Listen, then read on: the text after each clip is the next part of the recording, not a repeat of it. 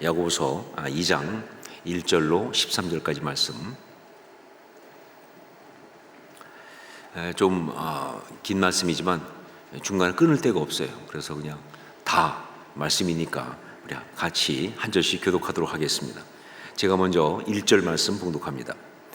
내 형제들아, 영광의 주 곧 우리 주 예수 그리스도에 대한 믿음을 너희가 가졌으니 사람을 차별하여 대하지 말라.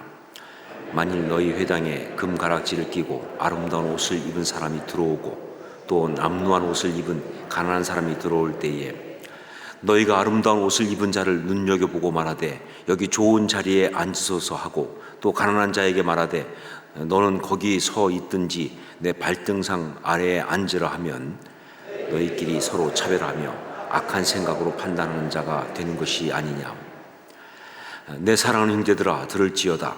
하나님이 세상에서 가난한 자를 택하사 믿음에 부요하게 하시고 또 자기를 사랑하는 자들에게 약속하신 나라를 상속으로 받게 하지 아니하셨느냐. 너희는 도리어 가난한 자를 업신여겼도다. 부자는 너희를 억압하며 법정으로 끌고 가지 아니하겠느냐. 그들은 너희에게 대하여 일컫는 바 그 아름다운 이름을 비방하지 아니하겠느냐. 만일 성경에 기록된 대로 내 이웃 사랑하기를 내 몸과 같이 하라 하신 최고의 법을 지키면 잘하는 것이거니와 만일 너희가 사람을 차별하여 대하면 죄를 짓는 것이니 율법이 너희를 범법자로 정죄하리라. 누구든지 온 율법을 지킨다가 그 하나를 범하면 모두 범한 자가 되나니 간음하지 말라 하시니가 또한 살인하지 말라 하셨은즉 내가 비록 간음하지 아니하여서도 살인하면 율법을 범한 자가 되느니라. 너희는 자유의 율법대로 심판받을 자처럼 말도 하고 행하기도 하라. 함께 읽습니다. 긍휼을 행하지 아니하는 자에게는 긍휼 없는 심판이 있으리라. 긍휼은 심판을 이기고 자랑하느니라. 아멘. 제가 야고보서 처음 시작할 때 말씀드렸던 것처럼 야고보서 주제는 뭐냐? 참신앙을 추구하며입니다. 야고보서 주제는 참신앙을 추구하며, 정말 여러 가지 보는 관점이 있지만 저는 기도 가운데 그리고 여러 가지 근거로 이것이 맞다 하는 것을 확실하게 봤습니다. 참신앙을 추구하며, 그냥 믿는 게 아니고요, 진짜로 믿는 겁니다. 제대로 믿는 것입니다. 그냥 신앙이 아니고 참신앙이 되어야 한다. 이것을 열망하면서 바로 그런 마음으로 간절하게 사랑하는 지체들에게 이제 당부하고 있는 그 말씀이 바로 야고보서예요. 그러니까 야고보서는 정말 믿는 사람들한테 참 신앙이 되도록 아주 간절한 마음으로 그렇게 하고 있습니다. 자, 그런데 솔직히 이 야고보서 이것은요, 일단 쓴 사람이 야고보 장로라는 것도 그렇고, 야고보 장로에 대한 여러 가지 사도행전을 봐도 알겠지만 이미지가 있으니까 쓴 사람이 야고보 장로라는 것도 그렇고, 그리고 다루는 주제도 역시 그렇고, 참신앙, 그리고 언급하고 있는 내용도 뭐예요? 행함 믿으려면 이렇게 해야 된다, 뭐 이런 어떤 그런 내용도 또 그렇고, 그래서 사실 야고보서 그러면 언뜻 생각하면 딱 떠오르는 것이 뭐냐면 꼰대 잔소리, 이게 떠오르는, 느낌을 지울 수가 없어요. 꼰대 잔소리 같은 그런 느낌을 갖게 되는데, 하지만 여러분 절대로 아닙니다.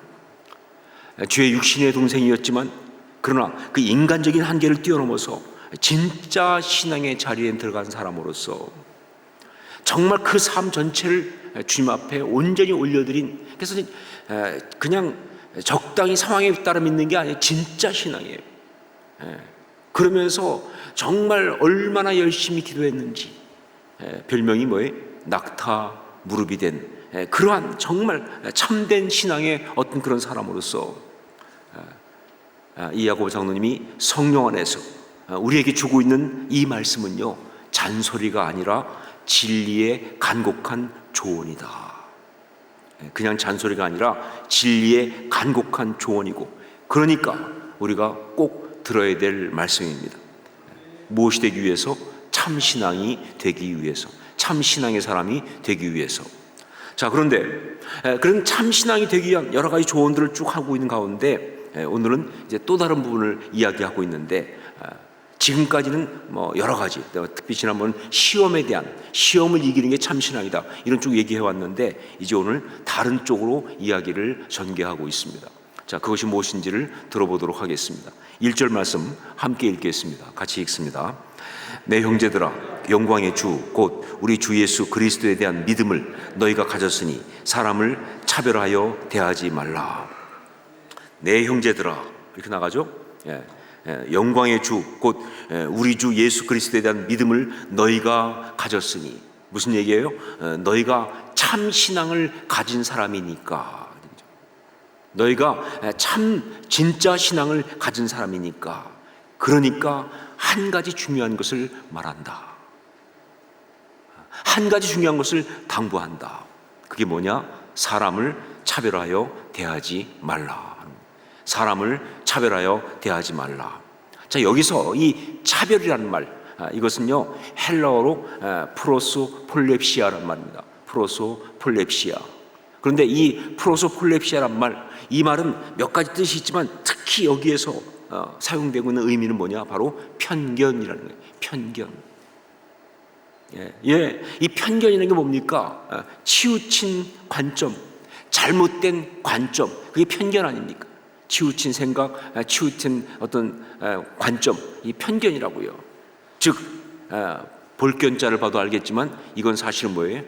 눈이 잘못된 겁니다. 눈이 문제가 있는 거예요. 그게 편견이다 하는 것이죠.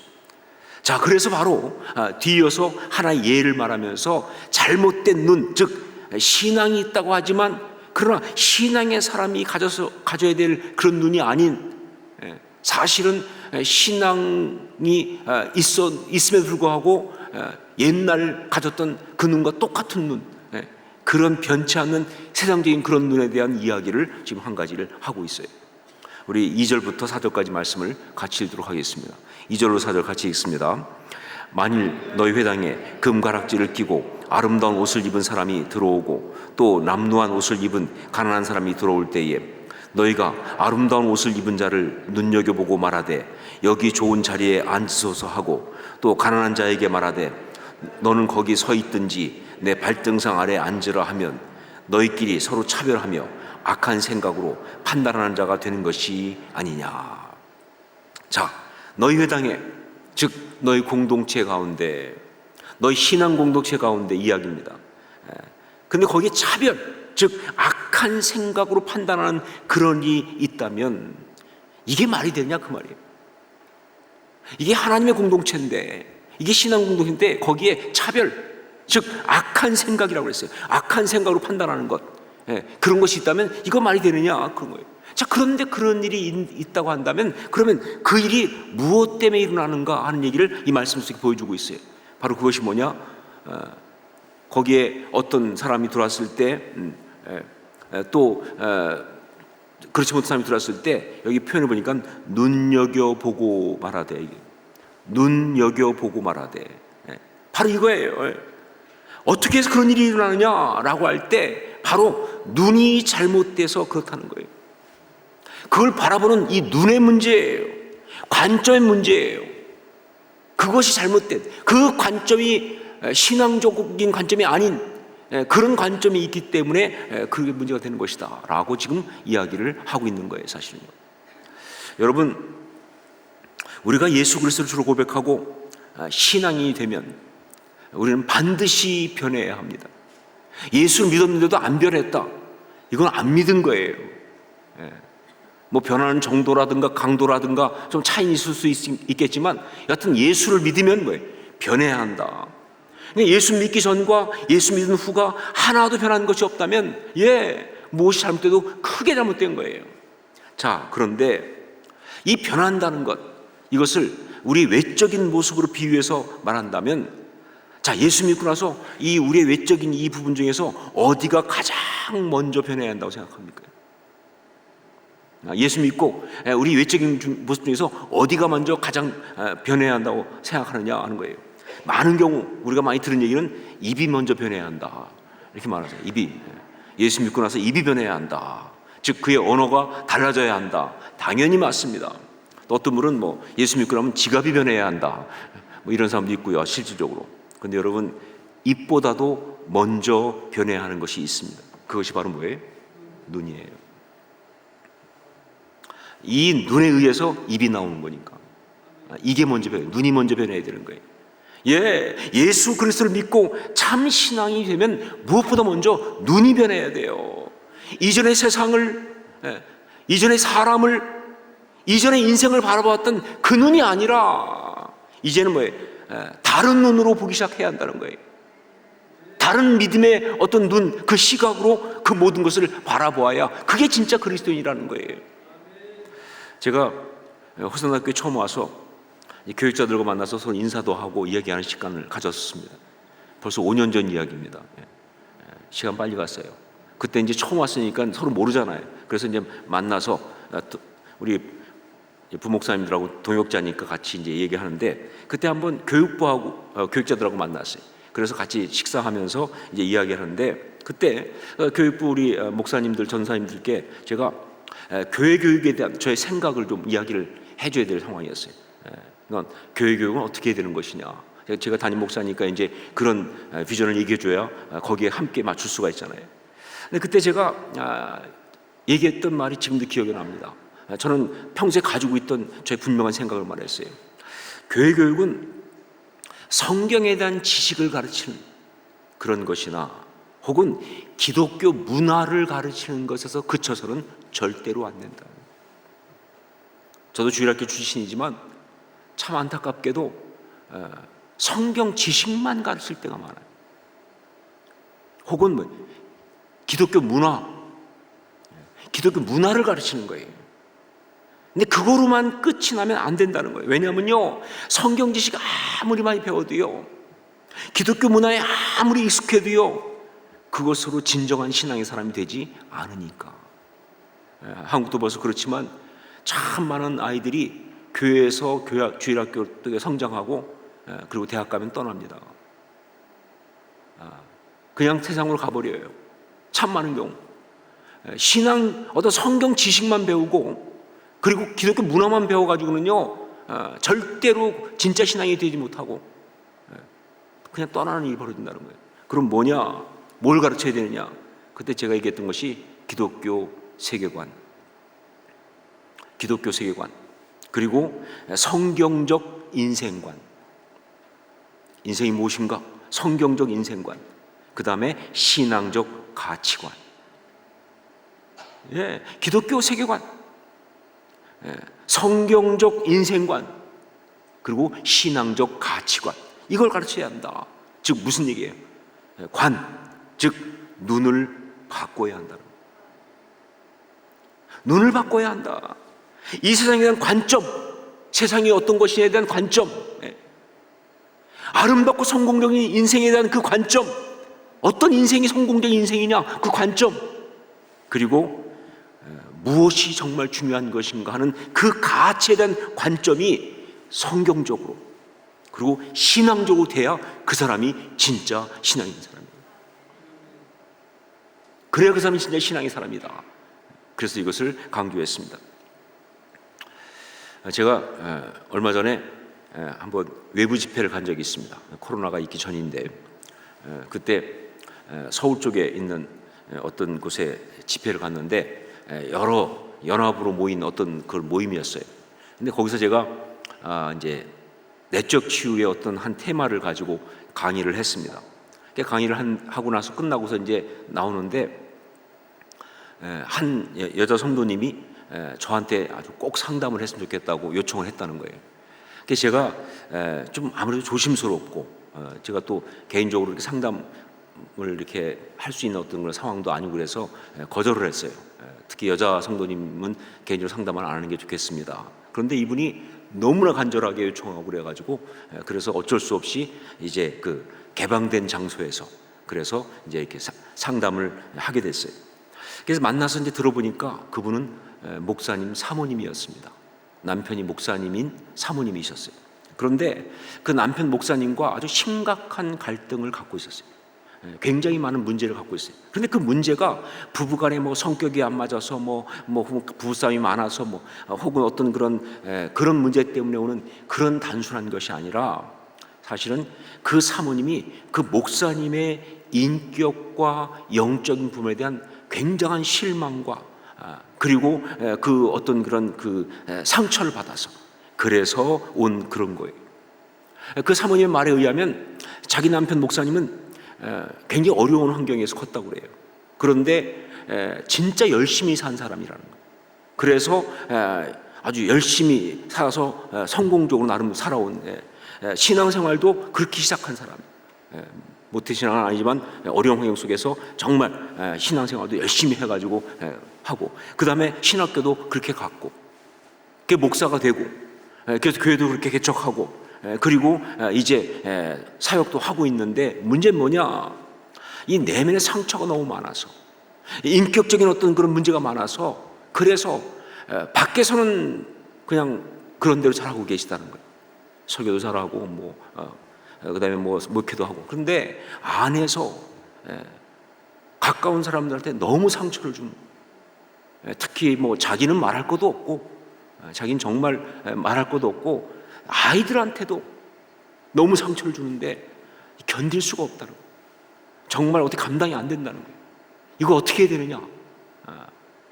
그래서 정말 자기가 목사 사모이기 때문에 그래서 그걸 드러내거나 그러면 이게 교회도 어렵고 여러 어려울 텐데, 그렇다고 그냥 가만히 그냥 놔두고 가는 것은 도저히 이건 답이 아닌 것 같고, 정말 어려우니까, 그러니까 목사 사모니까 어쩔 수 없이 저한테 상담을 요청한 거예요. 그런데 그 사모님의 말 가운데 마지막 한마디 한 것이 저한테 굉장히 깊이 남았습니다. 그건 뭐냐? 그분이 마지막으로 한 얘기가 뭐냐면, 자기가 볼 때 자기 남편은 신앙인이 아니다. 자기가 볼 때 자기 남편 목사님은 신앙인이 아니다. 왜냐하면 그 시각이 완전히 세속적이라는 거예요. 그 돈에 대한 생각이라든가, 그 명예에 대한 어떤 집착이라든가, 어떤 그런 사람들은 인정받으려고 하는 어떤 그런 것이라든가, 심지어 어떤 그런 이 욕망, 이기적 욕망, 이런 모든 것들이 자기가 보는 신앙인의 그것이 아니라는 거예요. 그냥 신앙은 그것을 추구하는 그냥 방편으로 가지고 있는 것뿐이고, 정말 믿음의 사람이라면 무엇이 더 중요하냐, 무엇이 바른 거냐 하는 부분에서 분명히 달라야 되는데 전혀 아니라는 거예요. 그게 자기를 너무 힘들게 한다고, 정말 존경할 수 없고, 그리고 경멸스러워서 자기의 신앙의 갈등이 너무 심하다고 그렇게 얘기한 그것이 정말 저한테 깊이 와닿았어요. 여러분, 그렇습니다. 눈이 변하지 않으면 그건 참 신앙인이 아닌 것이다. 여전히 세상적인 그러한 세계관, 세상적인 그런 인생관, 그런 가치관을 갖고 있다고 한다면, 여전히 제일 중요한 게 그 믿지 않는 사람과 똑같은 그런 세상적인 것, 자기 욕망, 자기 어떤 그런 쾌락, 즐거움, 혹은 자기 자존심, 자기 이기심, 이런 것들 뿐이라고 한다면요, 그 사람은 아무리 신앙생활을 오래 하고 그랬다 할지라도요, 그냥 신앙이 없는 세상 사람과 똑같은 거예요. 여러분, 진정한 신앙은요, 눈이 달라져야 합니다. 믿음의 눈을 가져야 한다 하는 것이죠. 믿음의 눈을 가져야 한다. 여러분, 우리가 믿음의 눈 그러면 보통 하나님을 바라보는 눈을 생각을 합니다. 찬송에 나온 것처럼 믿음의 눈을 들어 주를 바라봅니다 한 그 찬송처럼, 믿음의 눈 그러면 하나님을 바라보는 눈을 생각하는데, 물론 맞아요. 이것도 믿음의 눈입니다. 그리고 정말 중요한 믿음의 눈이에요. 인간적인 생각이나 감정을 뛰어넘어서 하나님을 신뢰하면서 하나님의 그 역사심을 바라보는 바로 그 눈, 주만 바라보는 그 눈, 그 믿음의 눈인 거 맞고요, 굉장히 중요합니다. 그러나 여러분, 성경에서 말하고 있는 또 하나의 믿음의 눈이 있어요. 그것은 바로 뭐냐? 신앙의 사람으로 세상과 다른 사람을 바라봐야 하는 바로 그 눈이에요. 하나님만 바라보는 눈이 얘기하는 것이 아니라 또 하나의 믿음의 눈이 있는데, 바로 신앙의 사람으로 세상을 바라보는, 신앙의 사람으로 다른 사람을 바라보는 바로 그 눈, 이게 또 중요해요. 바로 이것이 잠언에서 그렇게 강조하고 있는 바로 그 눈입니다. 잠언 22장 9절 말씀, 선한 눈을 가진 자는 복을 받으리니 이는 양식을 가난한 자에게 줌이니라. 여기에 선한 눈이 바로 믿음의 눈입니다. 예, 정말 죄인 자를 보면서 긍휼히 여기는 바로 그 믿음의 눈. 여러분, 예수님께서도 이 신앙의 눈을 굉장히 강조해서 눈을 굉장히 강조하셨어요. 예수님이 강조한 그 눈, 그것도 바로 이 믿음의 눈이에요.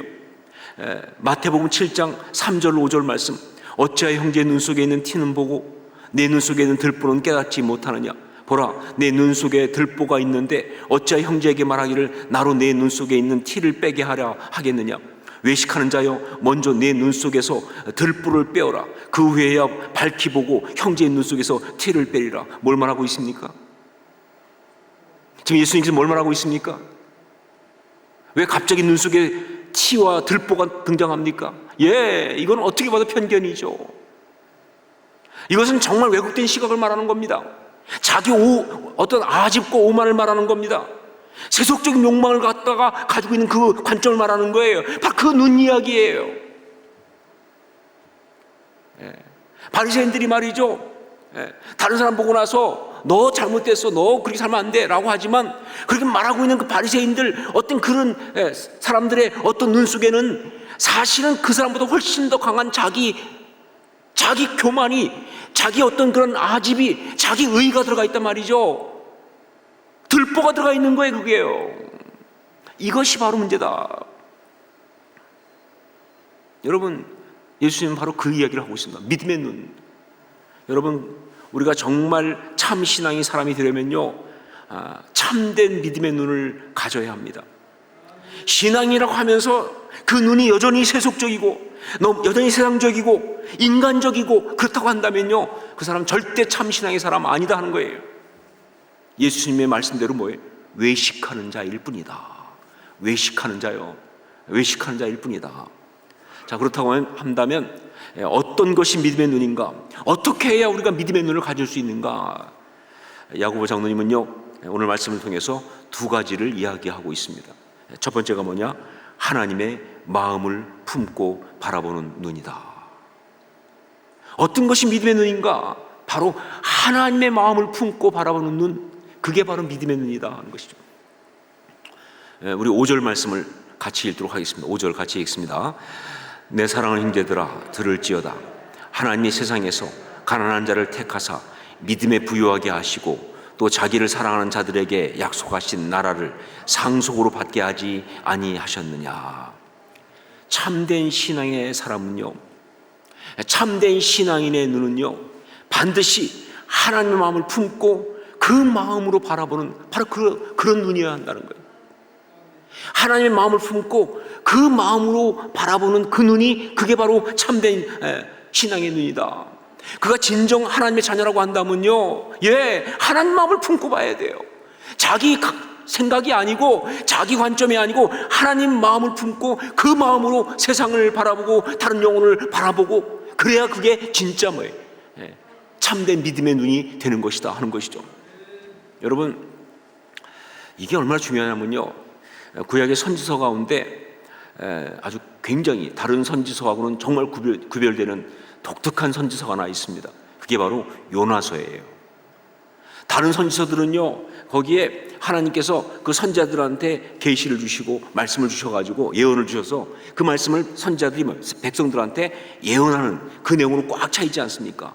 그게 바로 모든 선지서 아니에요. 근데 요나서는요, 그런 거 한마디도 없어요. 요나서는 그냥 일종의 스토리예요. 요나의 스토리. 그것도 뭐예요? 불순종하고 된통 혼나고, 그래서 물고기 뱃속에 들어갔다 나오는 아주 재미있는, 그래서 재미있다고 말해야 될지 모르겠지만 이건 그런 스토리예요.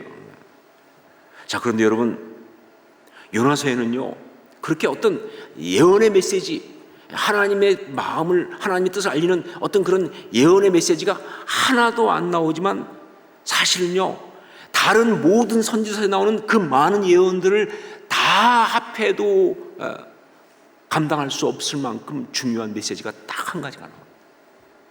그 요나서는 이 딱 한 가지 메시지를 주기 위해서 만들어진 말씀이에요.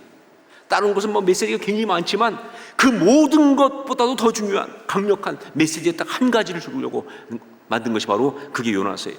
그 메시지가 집중적으로 나오는 것이 요나서 4장 10절로 11절 마지막에 여호와께서 이르시되 내가 수고도 아니하였고 재배도 아니하였고 하룻밤에 났다가 하룻밤에 말라버린 이 박농쿨을 아꼈거든. 하물며 이 큰 성읍 니느웨에는 좌우를 분별하지 못하는 자가 12만여 명이요 가축도 많이 있나니 내가 어찌 아끼지 아니하겠느냐 하시니라. 여러분, 그래요. 니느웨는 악한 도성이고요, 그 백성들은 우상 숭배하고 범죄한 자들입니다.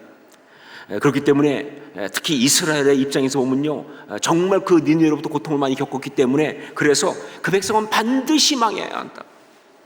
악한 것들은 반드시 망해야 한다. 그렇게 정말 생각하는 존재들이지만 하지만 하나님은 말씀하십니다. 나는 그렇게 못한다. 나는 그렇게 못한다. 왜냐하면 그들도 내가 지었으니까. 나는 내 자녀를 그렇게 버릴 수가 없다. 난 내 마음이 아파서 그렇게 못한다. 그러니까 요나야, 내가 내 사람이라고 한다면 너도 내 마음으로 그들을 좀 바라봐주면 안 되겠느냐. 이게 메시지예요. 딱 이 한 메시지. 예, 하나님이 정말 사정하고 계세요. 하나님이 정말 당부하고 계세요. 너도 내 마음으로 그들을 좀 바라봐주면 안 되겠느냐. 여러분, 모든 중보자가 가져야 될 마음이 바로 이 마음입니다. 여러분, 참된 하나님의 사람이라고 한다면 다 바로 이 메시지를 받아야 되는 거예요. 이런 하나님의 마음을 품어달라는 하나님의 당부는요, 예수님의 그 유명한 비유, 돌아온 탕자 비유에도 너무나 간절히 나옵니다. 예, 둘째 아들이 그렇게 아버지 재산을 다 가지고 나갔을 때 그때 아버지는 얼마나 기다렸습니까? 진짜 사실은 그런 놈은 그냥 호적을 파버려야 되는데, 그런데 아버지는 못 파요. 왜? 아버지니까. 그래서 기다리고 있는 거예요. 그러다가 그 아들이 돌아오잖아요. 와가지고도 바로 못 들어오고 좀 멀리 있는데, 여러분 그 말씀 자세히 보세요. 만남의 결정적 순간은 아버지가 만들지 아들이 만든 게 아니에요. 아들이 돌아와서 아니에요. 걔는 돌아왔지만 자기도 한 일이 있어서 그런지 진짜 가까이 못 오고 거리가 좀 먼 곳에 그냥 거기서 이제 이렇게 쭈뼛거리고 있는 거예요. 그런데 언제 올지도 모르는 그 아들을 나가서 기다리고 있던 아버지가 멀리서 그 아들을 보는 순간 달려간다는 것이죠. 그러면서 그 아들을 갖다가 부둥켜 안고 그 모든 걸 회복시켜 주면서, 그러면서 막 그냥 잔치를 베풀고, 자, 그런데 그때 그 즐거운 자리에서 상당히 기분 나쁜 사람이 한 분 있었죠. 그게 맏아들이 너무 기분 나빠서 이렇게 말합니다. 내가 여러 해 아버지를 섬겨 명을 어김이 없거늘 내게는 염소 새끼라도 주어 나와 내 보수를 즐기게 하신 일이 없더니 아버지의 살림을 장녀들과 함께 삼켜버린 이 아들이 돌아오매 이를 위하여 살진 송아지를 잡으셨나이다 하면서 완전히 원망하고 불평하는 이야기를 합니다. 그때 아버지가 이렇게 말합니다. 예, 너는 항상 나와 함께 있으니 내 것이 다 내 것이로되 이 내 동생은 죽었다가 살아났으며 내가 잃었다가 얻었기로, 주어가 중요합니다. 우리가 즐거워하고 기뻐하는 것이 마땅하다. 우리가, 예, 아버지는 말하는 겁니다. 너도 내 마음 같이 품으면 안 되겠냐 그 말이에요. 맞아, 당연해. 많이 잘못했어. 하지만 그래도 내 자식이고 네 동생인데 이러다가 찾았는데 우리가 즐거워하고 기뻐하는 것이 마땅하지 않느냐. 너도 이 마음을 좀 품어달라고. 먼저 믿은 우리에게 하나님 아버지의 마음을 품고 그 사람들을 바라봐 달라고 간곡하게 부탁하시는 그러한 메시지. 여러분, 참 신앙의 눈은요, 바로 하나님 아버지의 마음으로 바라보는 눈입니다. 우리의 눈이 그래야 한다는 것이죠. 하나님 아버지의 마음으로 바라보는 것이다. 두 번째, 또 하나, 참 신앙의 눈은, 참 믿음의 눈은 어떤 것인가? 말씀으로 바라보는 눈이다. 말씀으로 바라보는 눈입니다. 우리 8절 9절 말씀을 함께 읽도록 하겠습니다. 같이 읽습니다. 너희가 만일 성경 기록된 대로 내 이웃 사랑하기를 내 몸과 같이 하라 하신 최고의 법을 지키면 잘하는 것이거니와, 만일 너희가 사람을 차별하여 대하면 죄를 짓는 것이니 율법이 너희를 범법자로 정죄하리라. 여러분, 우리는요, 삶을 살아가면서 결국은 끊임없이 판단하고 그리고 결정할 수밖에 없어요. 이건 피할 수가 없어요. 우리는 삶을 살아가면서 끊임없이 판단하고 그리고 뭐예요? 그 판단에 근거해서 행동을 한다고요. 결정하고 행동한다고요. 그게 인생을 살아가는 거예요. 자, 그런데 신앙의 사람은 누가 신앙의 사람이냐? 참 신앙의 사람은 어떤 사람이냐? 바로 그 판단과 결정을 말씀으로 하는 사람이에요. 자기 생각 아닙니다. 자기 경험 아니에요. 자기 흔들리는 감정은 더욱도 아니고요. 오직 하나님 말씀으로 하는 사람이 그게 진짜 신앙의 사람이에요. 그렇기 때문에 참 신앙의 눈은요, 바로 말씀을 따라서 말씀을 기준으로 바라보는 바로 그 눈이에요. 그게 참 신앙의 눈이에요. 그 눈에 말씀이라는 렌즈가 들어가 있어야 된다, 그 말입니다. 그게 참 신앙의 눈인 것이다. 여러분, 정말 교단과 상관없이 무슨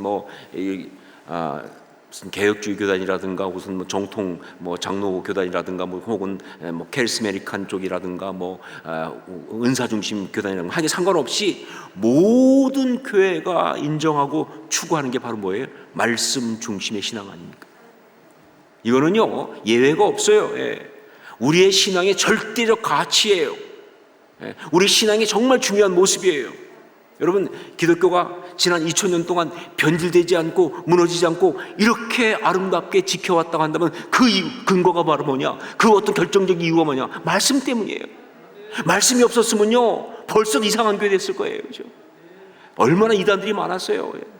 정말 기독교 2000년 역사에 이단들이 정말 얼마나 강해요. 그렇지만 그 모든 것 속에서 그래도 이 교회의 본질을 지키고 나오는 것이 있다면 말씀 때문에 그런 거예요. 지금도 수없이 많은 공격들이 교회를 향해 달려올 때마다 그 모든 것을 이기고 교회를 지켜내는 것, 그것은 말씀이에요. 말씀이에요. 그리고 성도들이 이 흔들리고 넘치는 세상 한복판을 살아가면서 그래도 그렇게 힘있게 아름답게 살 수 있는 것은 오직 뭐예요? 말씀밖에 없습니다. 그래서 요한복음 8장 31절 32절에서 예수님께서 말씀하십니다. 그러므로 예수께서 자기를 믿은 유대인들에게 이르시되 너희가 내 말에 거하면 참으로 내 제자가 되고 진리를 알지니 진리가 너희를 자유롭게 하리라. 여러분, 예수님께서 말씀하신 이것처럼 말씀이 진리예요. 말씀이 진리예요. 그리고 그 진리가 어떤 역할을 하느냐? 이게 말씀이 어떻게 우리를 지켰는지, 이게 말씀이 우리를 어떻게 이렇게 신앙적으로 아름답게 하였는지를 보여주고 있어요.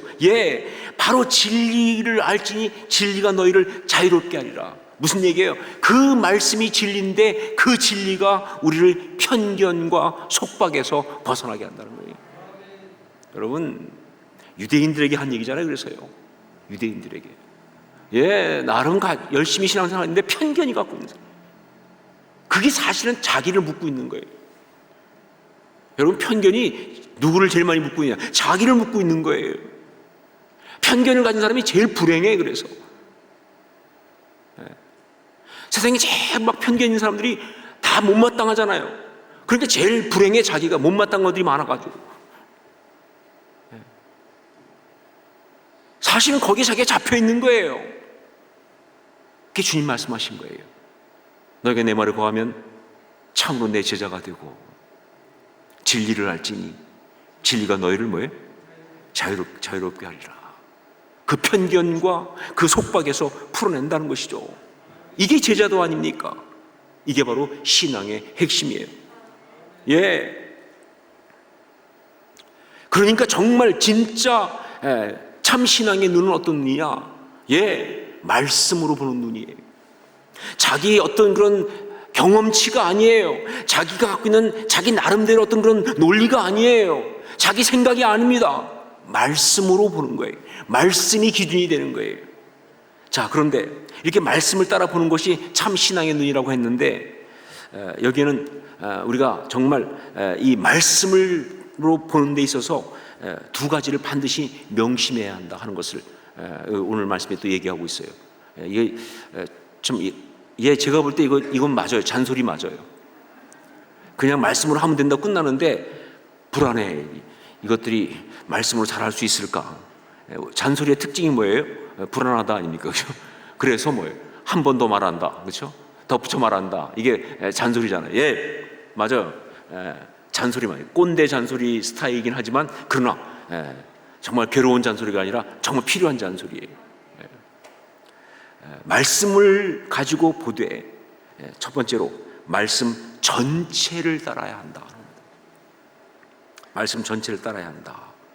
우리 10절 말씀을 함께 읽겠습니다. 10절 같이 읽습니다. 누구든지 온 율법을 지키다가 그 하나를 범하면 모두 범한 자가 되나니. 취사 선택하지 말라는 겁니다. 임의로 자기가 원하는 대로 뽑아 쓰지 말라는 거예요. 참 많은 사람들이 말씀을 따른다고 하면서 그러면서 말이죠, 자기한테 유리한 부분만 발췌해가지고 선택적으로 적용하는 경우가 너무 많은 거예요. 이건 정말 참신앙이 아니다. 그건 왜곡된 렌즈예요. 그 말씀을 따르는 신앙이 아니다 하는 것이죠. 그렇죠? 진정한 신앙의 눈은요, 말씀의 어느 한 부분도 버리지 않습니다. 근데 가끔 이제 이렇게 생각할 수 있어요. 그러고 싶은데 말씀이 서로 이렇게 충돌되는 그런 내용도 있지 않습니까? 그럴 경우에는 어떻게 하면 좋죠? 근데 여러분, 제가 지금까지 설교하면서 또 지금까지 말씀 묵상하면서 살아온 분명한 결론은 뭐냐? 우리가 제대로 말씀을 보면 말씀은 절대 말씀과 충돌하지 않습니다. 우리가 몰라서 그러든지 아니면 뭐예요? 알면서도 그렇게 잘못 왜곡해서 그런 거예요. 말씀은 절대 말씀과 충돌하지 않아요. 그러니까 말씀을 어느 한 부분만 취하고 나머지는 버리고, 아니요, 말씀 전체를 봐야 돼요. 절대 여러분 말씀을 자기를 위해서 뽑아 쓰는 그런 어떤 왜곡된 행동 하지 말라는 거예요. 그건 더 나빠요. 차라리 말씀을 안 쓰는 게 낫지, 말씀을 쓰는데 자기 논리 강화시키기 위해서 자기가 원하는 것만 뽑아다 쓰면 말이죠. 어떤 부모는 그냥 계속 말씀 보니까 부모를 공경하라만 얘기하는 거예요. 아니, 자녀를 노엽게 하지 말라는 왜 안 보시는 거예요 도대체? 그건 난센스죠. 그런 짓 하지 말라 하는 거예요. 말씀으로 봐야 하는데 말씀 전체를 다 봐야 돼. 내가 원하는 것만 뽑으면 안 된다는 것이죠. 그 다음에 두 번째, 또 한 가지 잔소리가 있어요. 바로 말씀의 정신을 따라야 한다. 말씀의 정신을 따라야 한다. 여러분, 말씀의 정신을 가장 많이 강조한 분이 누구냐? 예수님이세요. 안식일법, 그 추상 같은 법이 있을 때도 예수님 말씀하시잖아요. 안식일이 사람을 위해 있는 것이지 사람이 안식을 위해 있는 거 아니다. 안식일의 그 말씀의 정신이 뭐냐? 너희가 그 안식일이라 어떤 일하다가 일에 매여서 잡혀서 그래서 결국은 정말 아름답게 살지 못하는 그런 일이 있을까봐, 그래서 뭐예요?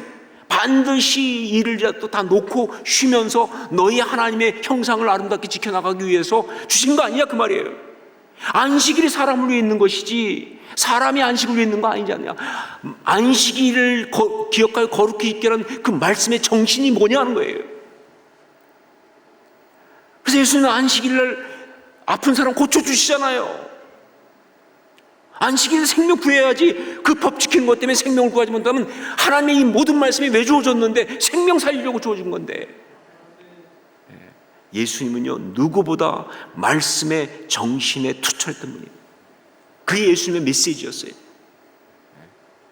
그런데 정말 많은 사람들이 말씀을 따라 한다고 하면서 말씀의 본뜻이 아닌 겉으로 드러난 표현이나 작구나 이런 것 가지고 자기가 원하는 식으로 사용할 때가 많아요. 이건 말씀을 따르는 신앙이 아니에요. 그 눈은 말씀을 통해 보는 눈이 아니다, 그 말입니다. 말씀의 포장지를 가지고 자기의 생각과 욕망을 포장한 그런 것에 불과하다는 것이죠. 굉장히 많습니다. 아마 저도 그렇게 할지도 모르겠어요. 두렵게도. 그래서 정말 말씀으로 바라보는 눈은요, 항상 온전한 말씀이어야 한다. 온전한 말씀. 불완전하게 자기가 원하는 대로 그렇게 이용하고 그런 식으로 쳐바르는 것이 아니라 정말 말씀이 말씀되게 하는 그러한 신앙, 그게 바로 말씀으로 바라보는 눈, 그 신앙이다. 그래서 성령님의 역사가 정말 필요합니다. 여러분, 성령님께서 감동하지 않으면요, 말씀 대하지 마세요. 성령님의 감동 가운데 인도받지 않으면요, 말씀 읽지 마세요. 차라리 말씀 모르는 게 낫습니다. 성령님의 감동 없으면요, 말씀이 말씀될 수가 없기 때문에. 진짜 온전한 말씀, 그것이 바로 참된 믿음의 눈, 그것을 보는 것이다. 참된 믿음의 눈으로 보라, 오늘 주신 말씀이에요. 야고보 장로를 통해서 성령께서 우리에게 하시는 말씀이에요. 특별히 지금은요, 정말 제가 볼 땐 이 시대는 어떤 시대보다 눈의 위기입니다. 정말 우리의 눈을 통해 파고 들어와서 우리의 신앙의 가치관을 갖다가 막 흔드는 그런 시대 속에 우리가 살고 있잖아요. 그러니까 정말 지금 이 시대 신앙 지키는 거가 진짜 어려워요. 여러분, 천국 가면 아브라함한테 얘기해서요, 당신이 유튜브 때문에 고생해봤냐고. 우리는 헷갈리는 게 너무 많은 상황에서 살았다. 이게 뭐가 맞는지 잘 모를 정도로 너무나 막 악한 것들이 막, 아브라함은 겪어보지 못한 시험을 우리는 겪고 있는 거예요. 다니엘은 알지도 못했던 고민을 우리는 하고 있다, 그 말입니다. 어떤 시대보다 눈을 통해 파고 들어와서 우리의 가치관을, 우리의 이 신앙적인 어떤 걸 흔드는 그런 시대 속에 살기 때문에, 그래서 이 눈이 중요한 거예요. 그래서 우리가 이 믿음의 눈을, 참된 믿음의 눈을 가지고 모든 걸 봐야 되는 거예요. 여러분, 정말 우리가 신앙의 사람이라면 무엇보다 자신의 눈을 점검하세요. 내 눈이 지금 제대로 잘 보고 있는 건지 항상 점검하세요. 정말 많은 사람들이 내가 보고 있으니까 잘 본다고 생각해요.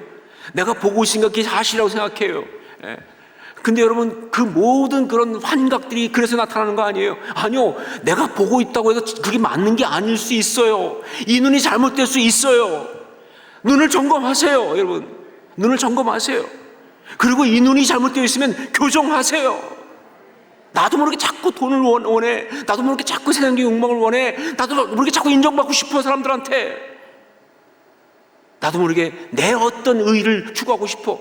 눈을 교정하세요. 그러면요, 렌즈를 바꿔 끼우셔야 합니다. 참된 믿음의 눈으로 바꿔야 돼요. 어떻게 바꾸느냐? 어떻게 눈을 바꾸죠? 이병준 장로님 병원에 가셔야 할까요? 아니요, 십자가를 통해서 그렇게 하는 겁니다. 그게 십자가입니다. 십자가에서 우리의 눈을 바꿀 수가 있어요.